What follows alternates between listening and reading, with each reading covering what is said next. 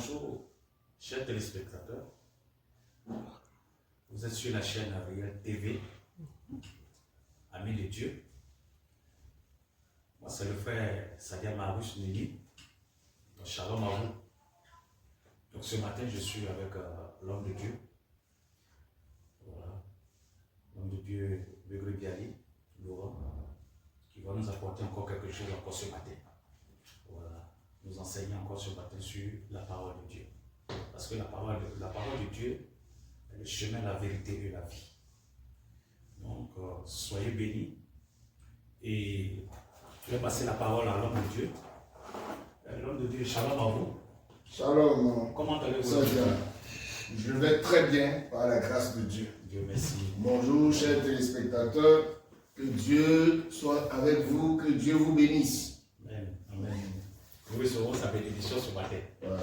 Voilà. Sans plus tarder, je vais lui arracher au moins quelques mots selon vraiment les enseignements qu'il nous donne chaque jour pour que ces enseignements réellement nous fortifient. Soyez bénis. L'homme de Dieu. Oui. Voilà. Nous avons besoin pour que vous nous mettez sur le chemin, vous nous orientez. Qu'est-ce que, selon vous, nous pourrons avoir le salut? Le salut, quand on parle de salut, il y a le mot saluer quelqu'un. Ah, je lui fais un salut. Ce n'est pas de ça qu'il s'agit.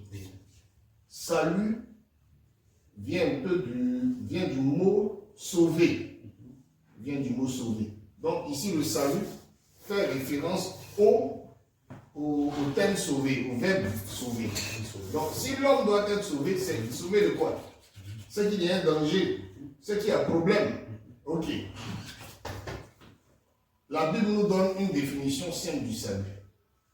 Dans Jean 3,16, vous pouvez lire: Dieu a tant aimé le monde qu'il a donné son Fils, afin que quiconque croit en lui ne périsse pas, mais qu'il ait la vie éternelle.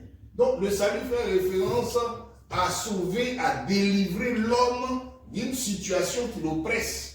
Premièrement, sur la terre, et deuxièmement, le sauver d'un danger qui l'attend après sa vie sur la terre. Donc ici le salut, c'est de croire en Jésus. C'est avec Jésus qu'on est sauvé sur la terre, qu'on est sauvé après la vie sur la terre. On a la vie éternelle. Ok. Donc l'homme de Dieu vient de nous dire concernant le salut. Hein? Voilà. Bon, l'homme de Dieu. Oui. Comment obtenir le salut? Pour obtenir le salut, il faille, comme je viens de le dire, donner sa vie à Jésus. Mais quand on dit donner sa vie à Jésus, on ne comprend pas bien. Pour donner sa vie, pour marcher avec Jésus, il faut d'abord se séparer de ce qui nous empêchait d'être sauvés. Parce que Jésus, c'est le salut. Ce qui nous empêche d'être sauvés, c'est le péché. C'est le péché. Quand on parle de péché, il y en a qui disent telle chose n'est pas péché, telle chose n'est pas péché. Mentir, c'est péché. Voler, c'est péché. Tricher, c'est péché. Se masturber, c'est péché. Commettre l'adultère, c'est péché. Commettre la fornication, c'est péché. Tu as une relation sexuelle avec des filles, tu n'es pas encore marié. C'est du péché. Aller chez les prostituées, c'est péché. Regarder la pornographie, c'est péché. Manquer de respect à ses parents, c'est péché. Pratiquer le fétichisme, l'idolâtrie, c'est péché. Donc, c'est en venant au Seigneur, en lisant la Bible, ça c'est un Nouveau Testament, mais ceux qui ont la Bible, plus tu vas lire la Bible, tu vas connaître ce qui est péché, que même tu négligeais. Et tu dois t'en détacher. Mais pour s'en détacher, il faut se repentir. Demander pardon au Seigneur. Décider d'abandonner cette vie que Dieu n'aime pas. Et décider de marcher avec Jésus. À partir de ce moment, on est sur le chemin du salut.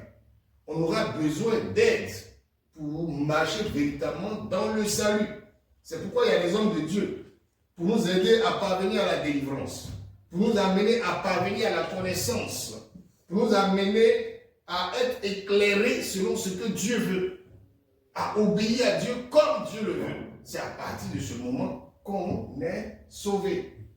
C'est à partir de ce moment qu'on est sauvé. Donc, celui qui va obtenir le salut, il faille se repentir, décider d'abandonner le péché, décidé d'abandonner la vie ancienne de mal.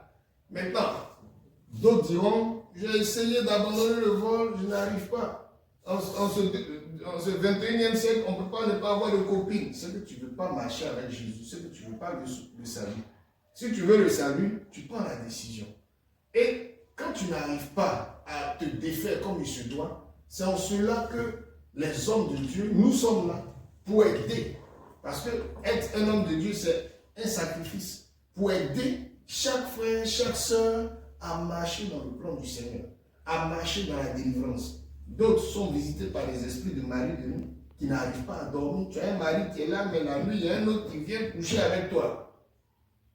Toi, tu es là, tu es une femme, et il y a une autre femme qui vient coucher avec toi. Ou bien même tu es homme. Tu vois un homme qui vient coucher avec toi. C'est des esprits d'homosexualité, de pédérastie qu'on voit. C'est des esprits qui empêchent de rentrer dans sa bénédiction. Donc, mon frère, pour obtenir le salut, il faut abandonner l'ancienne vie de péché et se donner à Jésus d'un cœur sincère. Mais tant qu'on n'arrive pas à se détacher de certaines choses, il faut confesser. Il faut venir voir les hommes de Dieu. Comme la Bible dit, celui qui cache cette transgression ne prospère point. Mais s'il les avoue et les délaisse, il obtient miséricorde.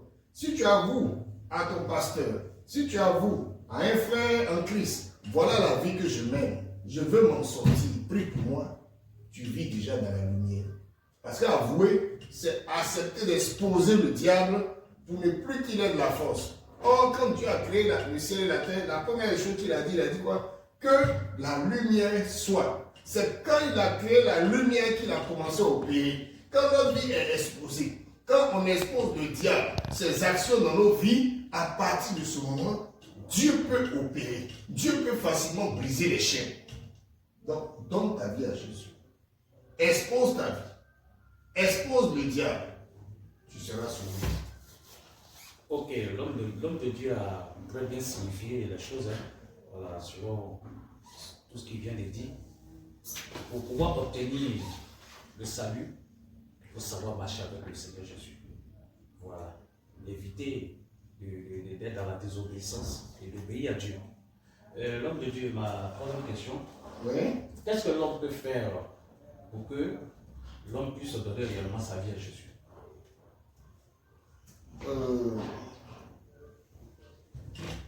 Pour réellement donner sa vie à Jésus, réellement, il faut s'attacher à Dieu. Mais en fait, quand on dit s'attacher à Dieu, d'autres vont dire, Dieu est où? On ne le voit pas, comment on peut s'attacher à lui? Au moins, si je le vois, je peux m'attacher à lui. Ok. Dieu nous a donné un meilleur élément pour nous attacher à lui. Quand on va lire dans Jean 1, la Bible dit au commencement était la parole et la parole était Dieu. Donc, c'est ce Dieu-là qui nous a donné sa parole pour le connaître. C'est à travers sa parole qu'on parvient à véritablement rentrer dans le salut. Parce que si je ne médite pas, par exemple, on partage le Nouveau Testament aux uns aux autres, si j'ai ça que je ne lis pas, je ne connaîtrai pas ce que Dieu attend de moi véritablement. Je vais me dire, bon, voler c'est péché, mais avoir une copine, c'est pas péché. Mais or, c'est le péché. Je dis, bon, avoir une copine c'est péché, voler c'est péché, mais de temps en temps, je peux mentir un peu. Mais quand je vais lire la Bible, je vais me rendre compte que la Bible dit dehors les menteurs, dehors les ivrognes, les désobéissants. Donc, pour parvenir véritablement au salut, c'est de s'accrocher à la parole de Dieu, de méditer la parole de Dieu jour et nuit. Ça, c'est le premier élément. Deuxième élément, ne pas vivre sa vie chrétienne seul. On dit que celui qui vit seul recherche son propre intérêt. Ne pas vivre ta vie chrétienne seul. Il y a d'autres qu'on leur demande, ils disent je suis chrétien, moi je suis à la maison, je ne vais pas à l'église, mais j'obéis à Dieu. Mais quand tu seras en danger, qui va venir à ton secours? La Bible dit, le Dieu à qui tu veux obéir dit, deux valent mieux que un. Il n'est pas bon que l'homme soit seul. On voit ça dans Genèse. C'est pourquoi Dieu a donné à l'homme la femme. La femme n'existait pas. Donc, on ne peut pas vivre avec Dieu si on est seul. Deuxième élément. Troisième élément, il faut pratiquer la vie de prière, la vie de jeûne. Chaque jour, avant de sortir de ta maison, confie-toi au nom au Seigneur. Chaque jour, prends au moins le temps de méditer la parole. Il faut de temps en temps, il faut faire des sacrifices pour le Seigneur. Il faut faire des sacrifices dans le jeûne. Il faut faire des sacrifices avec ton argent. Il y a des gens qui construisent des maisons pour le Seigneur, des temples pour le Seigneur, qui posent des actions pour le Seigneur. La Bible dit que Dieu n'est pas injuste pour oublier le sacrifice de ses enfants. Donc, ce sont ces différentes actions que nous allons poser avec l'aide du Saint-Esprit qui vont nous aider à vivre véritablement dans le salut. Si tu n'as pas le Saint-Esprit, tu n'es pas fils de Dieu. Il faut que le Saint-Esprit habite en toi. Mais c'est en pratiquant ces choses que tu attires la présence de Dieu en toi. Celui qui pratique le péché attire la présence des démons dans sa vie. Mais celui qui pratique la vie de Dieu, ce que Dieu veut, attire la présence du Saint-Esprit dans sa vie. Or, une fois que tu as le Saint-Esprit, tu deviens fils de Dieu. C'est fini. La Bible dit que celui qui n'a pas l'Esprit de Dieu ne lui appartient pas. Donc, si tu n'as pas l'Esprit de Dieu, tu vas à l'église, tu n'appartiens pas au Seigneur. Tu es en train de te blaguer. Tu vas à l'église, tu n'as pas l'Esprit de Dieu, tu n'es pas chrétien. Tu es exposé. Tu es exposé à l'ennemi. Mais pour avoir l'Esprit de Dieu, j'ai donné des étapes. Mais on n'est pas obligé de faire toutes ces étapes. Avec même la grâce de Dieu, tu donnes ta vie sincèrement. Je dis au Seigneur, tu as l'Esprit de Dieu déjà. Que Dieu nous bénisse. Je vais donner un témoignage. Il y a un jeune évangéliste qui prêchait. Et il a rencontré un jeune qui allait au village. C'était les vacances. C'était un élève. Il allait au village et il a dit à ce jeune, donne ta vie à Jésus. Ainsi tu seras sauvé. Et il a prêché la parole à ce jeune. Ce jeune a dit, mais homme de Dieu, bon, vous allez à l'église, moi il n'y a pas le temps d'aller à l'église, je vais aller au village. Quand je vais revenir du village, je vais donner ma vie à Jésus. L'homme de Dieu lui a dit, non, tu n'as pas besoin d'attendre de revenir du village pour donner ta vie à Jésus. Si tu veux, donne ta vie à Jésus maintenant. Et quand tu vas aller au village, je te donne un Nouveau Testament. Arrivé là-bas, prie avec. Dieu va te garder. Quand tu vas revenir, tu connaîtras mieux le Seigneur. Dès qu'il a donné sa vie au Seigneur Jésus, là, l'Esprit de Dieu est rentré en lui en même temps. Arrivé au village, ses parents étaient des sorciers, son papa et sa maman. Et cette année-là, ils devaient, dans le clan de la sorcellerie, donner un de leurs enfants. Et c'était ce jeune qu'ils avaient choisi. Le jeune arrive, ils l'ont bien accueilli, on l'a bien reçu. Ils étaient vraiment contents parce que là, ils allaient rembourser leur crédit. La nuit, l'enfant dort. Avant de dormir, il s'est rappelé ce que l'homme de Dieu lui a dit. Ah, Seigneur, que ta main me protège, que ta faveur soit avec moi, que je puisse dormir en paix. Et le lendemain, me réveiller. L'enfant a dormi tranquillement. La nuit, ses parents vont chercher à récupérer son âme. Mais qu'est-ce qu'ils vont voir? Ils vont voir une main. Une main qui encadre la vie de l'enfant de telle sorte qu'il ne peut pas avoir accès à la vie de leur propre enfant. Ils ont tout fait, ils n'ont pas pu. Mais ils venaient de donner sa vie au Seigneur, sincèrement. Pas pour blaguer le Seigneur. Et l'Esprit de Dieu l'a accompagné au village. Quand il s'est réveillé le matin, ses parents lui ont dit, nous, on t'envoie à l'école. Mais on a appris que tu vas en ville là, c'est pour faire un fétiche. Il dit, papa, quel fétiche je fais? Je ne fais pas fétiche. Il dit, non, on a appris que tu fais le fétiche. Parce qu'ils se sont dit que c'est une puissance fétichiste qui est plus forte que pour eux, qui s'est opposée à eux. Donc ils vont poser la question à l'enfant pour voir son secret, pour pouvoir mieux l'éliminer la nuit. Ils ont posé les questions, ils disent, papa, je ne fais pas fétiche, je ne suis pas dans ça. Ils lui ont posé toutes les questions, ils ont fouillé dans son sac, ils n'ont vu aucun fétiche. Ils ont dit, mais ça c'est quoi? Il dit, je suis devenu chrétien, c'est tout. Sinon je ne fais pas fétiche, j'ai donné ma vie à Jésus. Il dit, ah ok, si c'est ça, il n'y a pas de problème. Donc ils se sont dit, bon, Jésus, eux-mêmes, ils entendent parler de Jésus, ils vont même à l'église, mais ce ne sont pas des chrétiens. Ils vont à l'église, les parents vont à l'église, mais ils ne sont pas chrétiens. L'Esprit de Dieu n'est pas avec eux. Voilà que la nuit, ils vont revenir encore. L'enfant encore la nuit va prier. Cette fois-ci, en plus de la main, ils ont vu un feu autour de l'enfant. Et le lendemain, ils ont commencé à poser encore des questions. Mais l'enfant va leur dire, mais papa, pourquoi vous me posez toutes ces questions? Qui vous a appris tout ça? Et ils étaient obligés, à force des questions de l'enfant, de lui révéler que, enfin, nous sommes sorciers. Et on est obligé de te vendre. On t'a déjà, c'est toi-même qui es programmé. Mais on a essayé de te tuer, on n'a pas pu. On a vu que Dieu t'a protégé. Donc l'enfant s'est dit, ah, je préfère mieux rester avec le Seigneur. Parce que sans le Seigneur, je serais mort. Sans le Seigneur, je serais mort. Donc, donne ta vie sincèrement à Jésus. Pas comme les hypocrites. Si tu es hypocrite, que tu donnes ta vie à Jésus, l'Esprit de Dieu ne sera pas avec toi. Mais si tu donnes ta vie sincèrement à Jésus et tu décides de marcher avec lui, tu as l'Esprit de Dieu. Il va te guider. Il va t'orienter vers une délivrance véritable, une délivrance réelle, même une guérison réelle. Que Dieu nous bénisse. Merci bien l'homme de Dieu. Vraiment pour cet enseignement. Je pense que chacun de nous a reçu vraiment sa part. Voilà, je n'ai pas grand chose à dire. L'homme de Dieu a pratiquement tout dit. Donc le seul chemin, c'est le Seigneur Jésus-Christ de Nazareth. Voilà. C'est en lui seul que nous pouvons obtenir le salut. Voilà. L'homme de Dieu, Oui. Ma dernière question. Bon, concernant la canne qui s'effectue dans notre pays, Oui. et aussi concernant la qualification sur la Côte d'Ivoire, où le pays vraiment était en joie. Et qu'est-ce que vous pouvez dire au moins au peuple de la Côte d'Ivoire? Voilà. Et quel enseignement que vous pouvez apporter, voilà, à notre très cher pays, la Côte d'Ivoire? La canne, normalement, si on voulait peut-être voir le volet humain, la canne était déjà perdue selon l'homme. Mais ce qui est intéressant avec Dieu, quand on subit, c'est que l'ennemi n'a pas le dernier mot. Nos insuffisances n'ont pas le dernier mot. Je suis faible, c'est vrai. Selon mes faiblesses, je ne dois pas arriver à tel niveau. Mais ce n'est pas mes faiblesses qui ont le dernier mot. C'est le Seigneur qui a le dernier mot.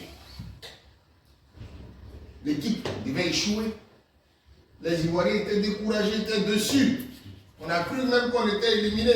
Mais le Maroc a gagné. Le Maroc était déjà qualifié. Il n'avait pas d'obligation même de résultat puisque l'objectif était déjà atteint. Mais quand Dieu est avec quelqu'un, tes insuffisances ne limitent pas la main de Dieu. Ton incompétence ne limite pas forcément la main de Dieu. Quand tu comptes sur lui, il est capable de te faire sortir même des dangers, même là où l'homme croit que c'est fini. C'est Dieu qui a le dernier mot. C'est le mot, c'est le message que nous pouvons retenir. Et Dieu est en train de nous dire ça. Regardons avant la CAN, le Premier ministre a rendu visite à Papa Dion Robert. Il a rendu visite à des hommes de Dieu. D'autres se disaient, mais les hommes de Dieu, là, ils ont prié, ils n'ont pas prié. Pourtant, ils ont dit que non, il faut que la CAN reste. Et puis déjà, on est éliminé. Dieu est venu nous montrer qu'il a entendu la prière de ses enfants, de ses serviteurs. Ce n'est pas l'ennemi qui a le dernier mot dans notre vie. Il faut retenir ça. Voilà. On a dit que tu vas échouer. Toi-même, tu te vois comme un vaurien. Ce n'est pas ça qui est l'essentiel.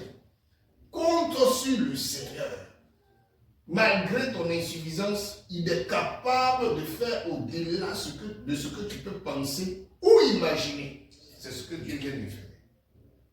Donc, qu'est-ce qui reste aux Ivoiriens? S'accrocher au Seigneur. La dernière vidéo, j'avais dit, laissons les résultats au Seigneur. Prions le Seigneur. Attachons-nous à Dieu. Il y a d'autres qui ont parlé d'une sorcière qui a révélé. Oui, mais tout ça, c'est Dieu qui révèle. Si ce n'était pas révélé, Dieu a révélé ça pour qu'aujourd'hui, les choses soient mises en lumière et que son nom soit glorifié. Attachons-nous à Dieu. Tant que nous allons nous attacher à Dieu, il est celui qui peut nous conduire. Il est celui qui peut nous guider. Cette équipe peut gagner, mais regardons toujours au Seigneur. Regardons toujours au Seigneur. L'homme peut te décevoir. Cette équipe nous a déçus. L'homme peut te décevoir. Mais si tu comptes sur Dieu, celui-même qui t'a dessus est celui qui va faire demain ton bonheur. Que Dieu nous bénisse, que Dieu bénisse la Côte d'Ivoire, que Dieu bénisse les éléphants, l'équipe nationale qui ne perd pas de courage. Voilà, qui ne soit pas en défaillance par rapport à tout ce qui est arrivé. C'est un jeu. Et lors d'un jeu, tout peut se passer. Tout peut se passer.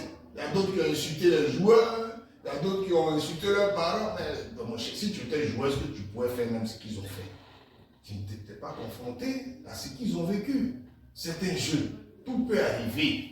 Nous-mêmes qui sommes là, beaucoup de personnes ont compté sur nous. Mais est-ce que nous avons toujours fait ce qu'on attendait de nous? Donc, ne blâmons pas l'équipe nationale. Encourageons-les à mieux faire. Et c'est ce que je dis. Chers membres de l'équipe nationale de Côte d'Ivoire, je sais que vous n'êtes pas des éléphantaux. Vous êtes des éléphants.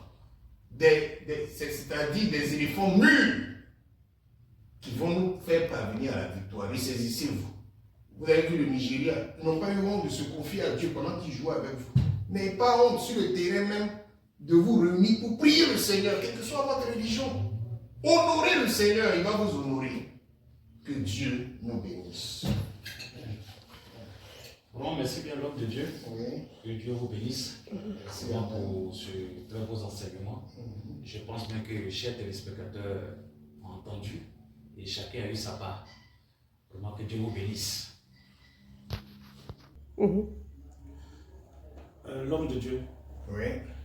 Mon mot de fin, est-ce que vous pouvez prier pour des personnes qui sont vraiment dans des situations compliquées, Oui. des situations vraiment difficiles, Oui. pour ceux même réellement qui veulent donner leur vie à Jésus? Oui. Est-ce que vous pouvez prier pour ces personnes? Nous pouvons prier. Pour vous qui regardez cette vidéo, la distance entre vous et moi n'est pas une barrière. La seule barrière, c'est ton manque de foi ou ta foi. Si tu as la foi, c'est-à-dire que tu as la foi en Jésus, la prière que je vais faire va marcher pour toi. Bon, pour ceux qui n'ont pas encore donné leur vie à Jésus, répétez après moi. Seigneur Jésus, je te demande pardon pour tous les péchés que j'ai commis dans ma vie. Tout ce que j'ai fait pour te déplaire, je t'en supplie, pardonne-moi au nom de Jésus. Dans ta bonté et dans ta fidélité, je prie que maintenant tu me remplisses du Saint-Esprit et que ta grâce soit avec moi. Dans le nom de Jésus, je prends la décision de marcher avec le Seigneur, de lui rester fidèle au nom de Jésus. Amen. Toi qui as fait cette prière, tu es maintenant un fils de Dieu. Commence à marcher avec le Seigneur. Commence à te rapprocher d'une église vivante qui va t'orienter dans la voie du Seigneur. Voilà. Par contre, si tu veux nous contacter, tu peux aussi nous contacter. Le frère Sadia va vous donner le numéro. Maintenant, pour vous qui avez des situations, des problèmes d'esprit, des démons, etc., nous allons prier. Tu poses seulement ta main sur l'écran. Seigneur, en ton nom Jésus-Christ de Nazareth, je détruis toute programmation de l'ennemi sur la vie de celui qui est sous l'influence de ma voix.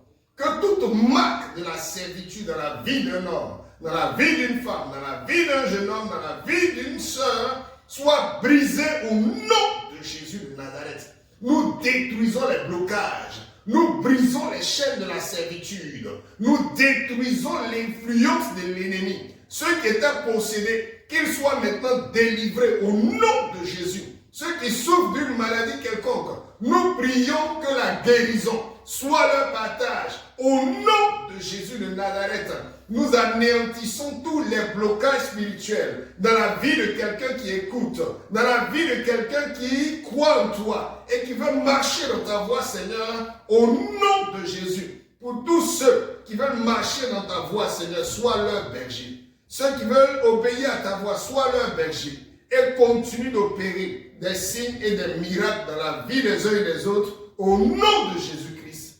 Amen. Amen. Amen. Que la main du Seigneur soit sur vous.